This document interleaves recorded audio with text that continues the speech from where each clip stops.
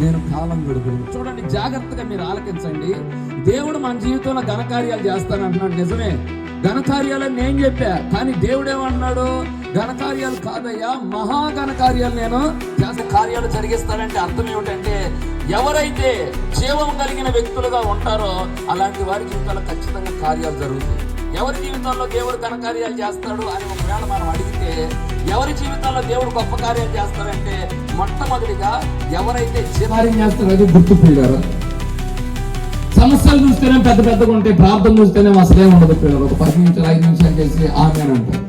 దేవానికి స్తోత్రం. మాకు ప్రారంభించి ఎంత గొప్ప స్థితిలోకి వెళ్ళాడు, ఒక్కసారి పడిపోయాడని మళ్ళీ ఆ మాట రావద్దు. దేవుడికి అవమానం. అసలు దేవుడు పని ప్రారంభించడం ఏమిటి, దానిలో ఫెయిల్ అవటం ఏంటి?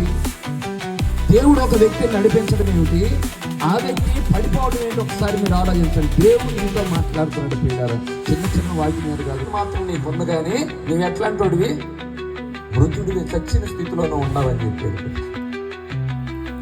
చనిపోయిన స్థితిలో ఉండి నువ్వు ఎక్స్పెక్ట్ చేసినా కానీ నీకు ఏ కార్యం ఒక్కటి కూడా నీకు రాదు పిల్లలు. ఓరకి నింపబడును గాక, నింపబడును గాక. మండల తీరారా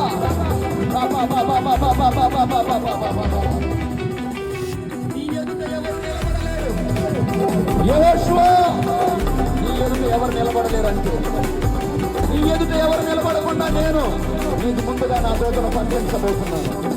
మోషేకి ఏ విధంగా తోడుగా పంపించాను, నీకు ముందుగా నా దూతను పంపించబోతున్నాను. దానియేలును సింహాల బోల నుంచి తీసుకొచ్చిన అదే దేవుడు ఈ సమస్యలనే బంధకాల నుంచి బయటికి తీసుకొస్తా ఉన్నాడు. చప్పట్లు కొడుతూ దేవుని శక్తి చేత నింపబడాలి, శక్తి చేత నింపబడాలి. ఈ స్థలంలో నా దేవుడు అభిషేకాన్ని కుమ్మరిస్తున్నాడు. చప్పట్లు కొడుతూ దేవుని ఆత్మతో నింపబడాలి, నింపబడాలి. ప్రవచనాలు చెప్పాలి, మర్మాలు పలకాలి. దేవుడిని నోటిని దర్శిస్తున్నాడు కాబట్టి 7 ద్వారాలు దేవుడు తెరవ చేయబోతున్నాడు. గట్టి చప్పట్లు కొడుతూ యేసయ్య నామమున రాత్రి మహిమపరచాలి. నమ్మకాలు మైనలాగా కరిగిపోతున్నాయని మనం ఎదుగా. ఇదిగో క్యాన్సర్ రోగాలు ఈ రాత్రి కరిగిపోతున్నాయి. క్యాన్సర్ బలహీనతలను దేవుడు స్వస్థపరుస్తున్నాడు ఈ రాత్రి. దేవుని బిడ్డలైన వారికి గొప్ప జయాన్ని నా దేవుడి రాత్రి ప్రకటిస్తున్నాడు.